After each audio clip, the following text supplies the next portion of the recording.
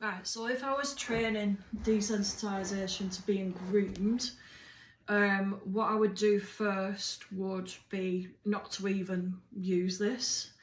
I would just get the dog used to being cuddled, good girl, and and touched just gradually over time.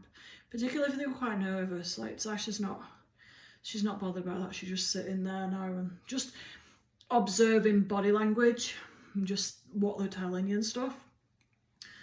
And I find this to be really effective, especially, like stroking her in the direction of her fur, kind of almost like you would, she's rolled over now, almost like you would with a brush.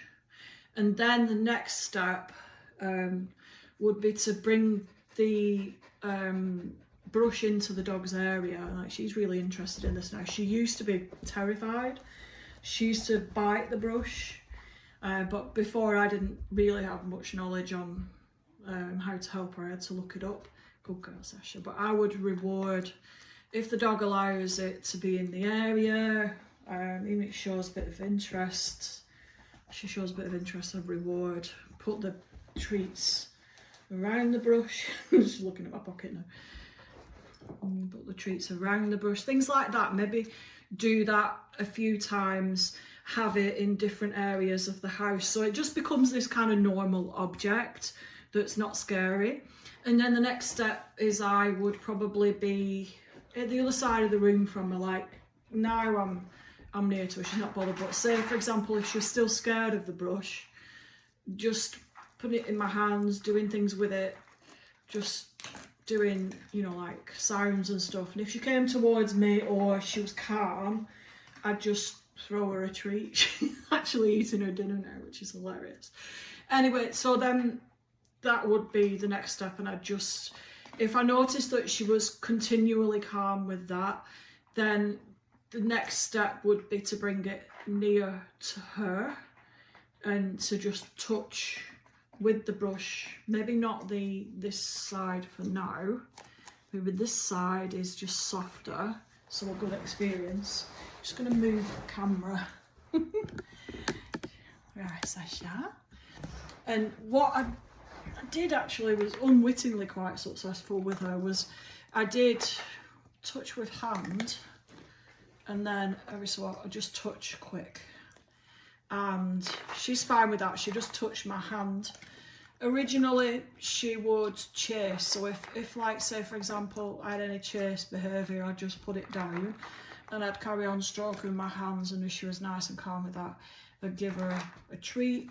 Well done, Sasha. It's so funny, don't work with animals or people on screen. Anyway, yeah, so I would do that next. And then just almost as like almost modelling the feel of that brush. And then gradually the next step, so she was happy with that, I would just go somewhere not like sensitive on her tummy, I would go on her back and just do one hand, one brush, one hand.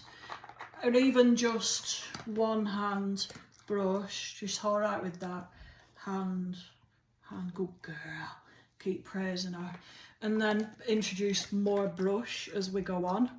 And then just keep treating, like if she walks away, then that's a clear sign that is not, like she's not happy. So before she did that,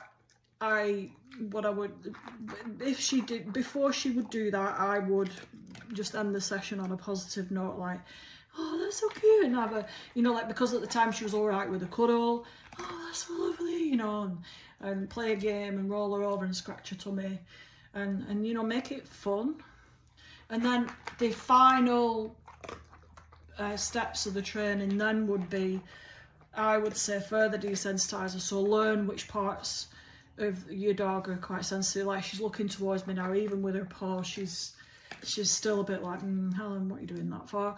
But just every so often doing a little bit and then treating her, and then go into further areas on the coat. So now she's not even bothered. I'm stroking, I'm brushing her tummy, I'm brushing her legs. It's all good. Good girl, Sasha. Good girl. Well done. Are you having Yeah, in between your dinner. Good girl. So then she just becomes more accepting of this, and like I can put it in front of her now and there's no reaction at all. It's totally neutral. We've taken it from like a highly scary stimulus to, well, object, to something that she's all right with.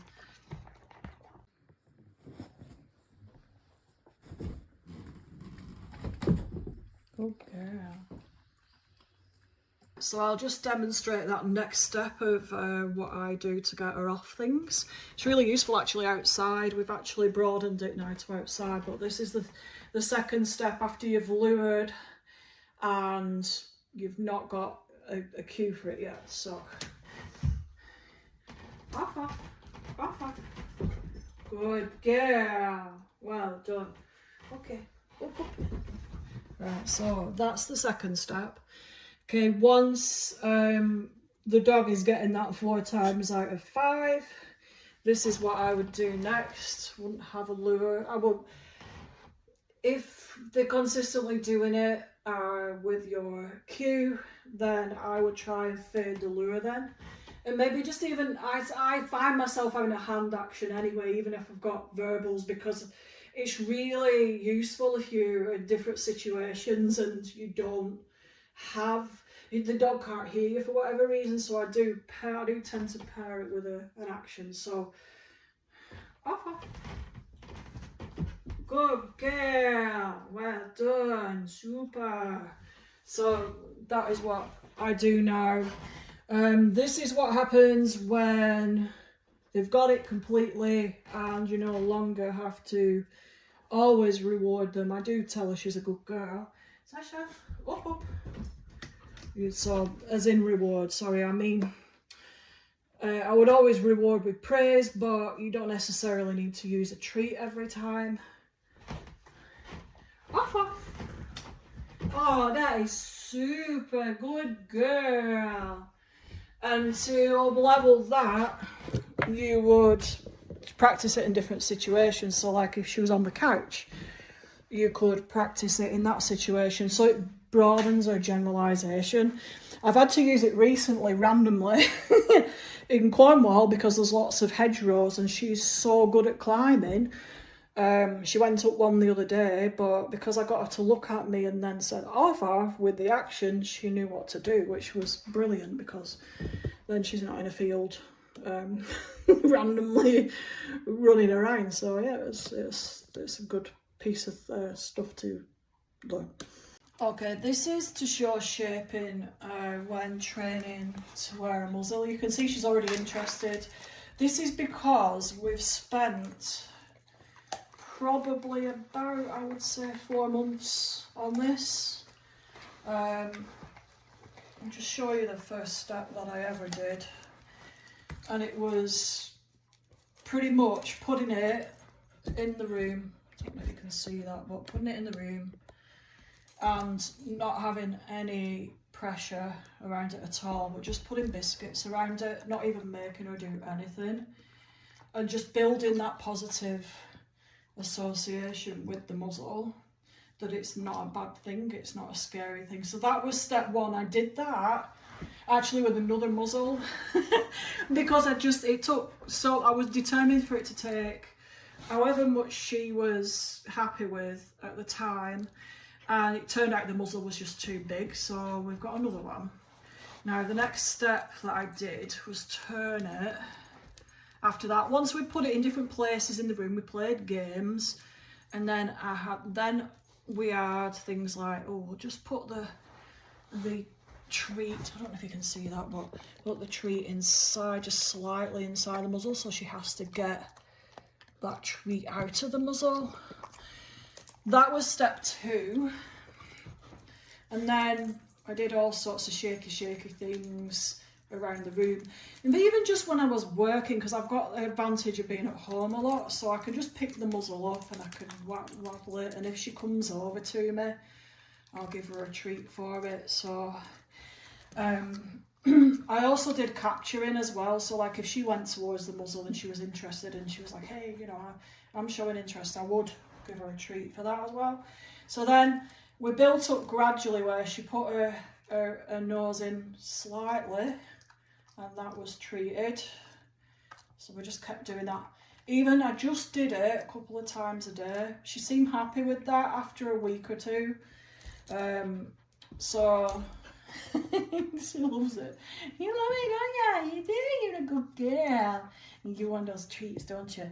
And then finally, as come here, baby, can I have it off your paw? Okay. And then we would put the head straight in. Eventually, this took a long time. I didn't want to rush this bit because she is quite sensitive around her head. So then we got her to come in. I still think this muzzle is probably still a bit too long. But what I can do is there's a treat hole at the end here. So she's putting her head in now. And so I can feed her treats through that, which is really good. So that pretty much is as far as we've got. So the next step for me training, if I was going to explain to a dog guardian, would be now get her used to having it on her face for slightly longer, feeding her a couple of treats rather than just one treat. Do that for a couple of weeks, just depending on how happy the dog is. If the dog's starting to back away, either play a game, stop the training session, or just go back to the step before that they're comfortable with. And then the next step after that would be just putting it around the head, and then just pretending to tie these. So I would just have it, so come here, let me just see. You're just at this step now, aren't you? Just about. Come here, let me see if I can do it. Good girl, I don't want you to feel bad. Good girl, that's it. And then just putting it around the head. So the dog is starting to feel the strap around the head. Oh no, that's not scary, that's cool.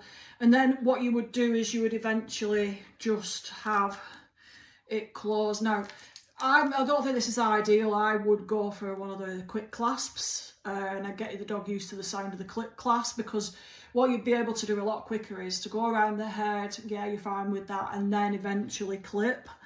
Rather than with this, it's like, oh, I've got to do it up and pain in the ass. So yeah, that's how I would train a muzzle. The other thing as well is to do it in different rooms, in different scenarios, once they've got comfortable with having it on their head for, you know, maybe a minute or two, and then it's duration of time wearing it, playing games. You know, you can get these toys with so they can play a game through it, so they're not focused on that, they're focused on having fun and building up the duration that way, but only doing it really, really slow. I really passionately think with this particularly, it needs to be real super slow, so they're fine with it, and it means you can just use it in situations where you feel like you need them to be safe.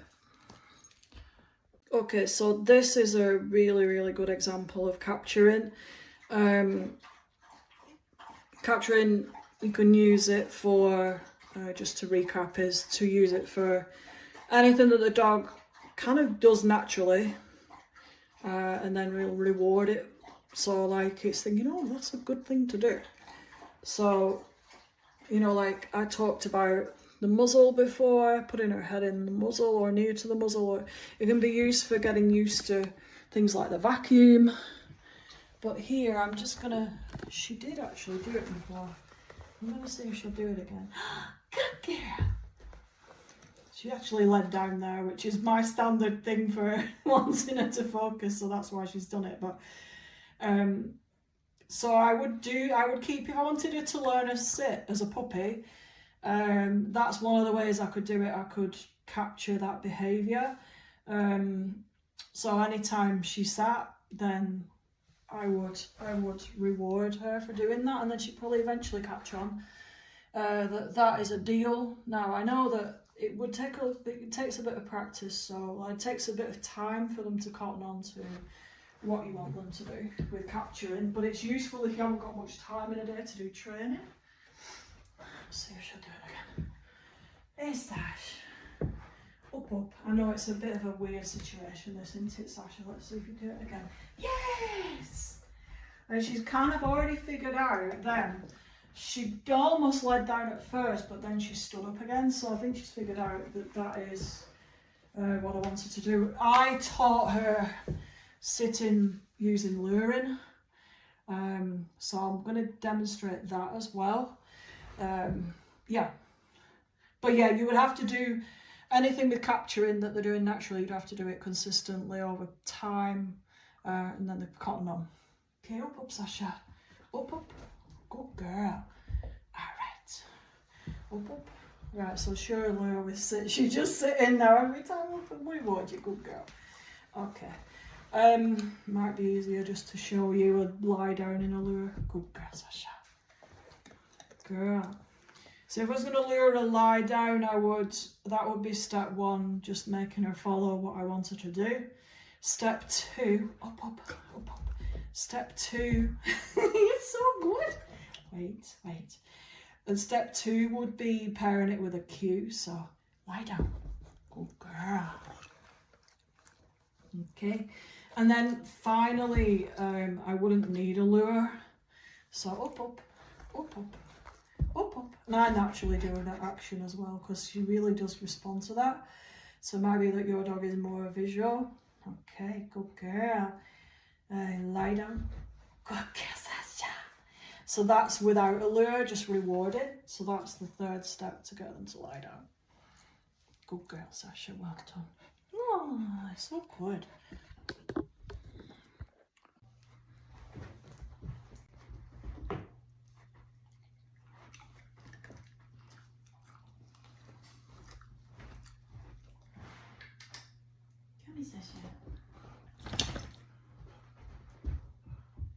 Good girl, well done.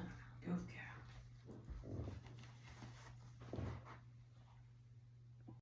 Right, so you can actually go for a dog that's not particularly nervous with a muzzle, that's not particularly nervous around the face, and is showing interest in the muzzle, you could actually go straight to a lure. A lot of the time when it's interesting with the muzzle movement or trying on different muzzles, they use a paste lure to get the dog to try the muzzle on the face. I just want to demonstrate that. Although we have not done that technique, we have done it using shaping over time. Yes, Sasha. Up, up. But now she's happy with that, I can show you. This is what it would look like. Oopsie, those are all my treats, aren't they, Andrew? This is what it would look like. Ideally with a treat that she can reach, because as you can see, it's hard sometimes for them to reach it. Good girl, Sasha. Okay, so lure her into the basket of the muzzle like that, and just do it repeated times until she's she seems quite happy still, but like if she was backing away or she's showing any signs of I've had enough, then yeah, so you could actually do that for a dog that's, you know, not overly nervous. Good girl, Sasha. See that she's got to the point where she's not now because of the training she's done, but I would look at each individual dog. Good girl.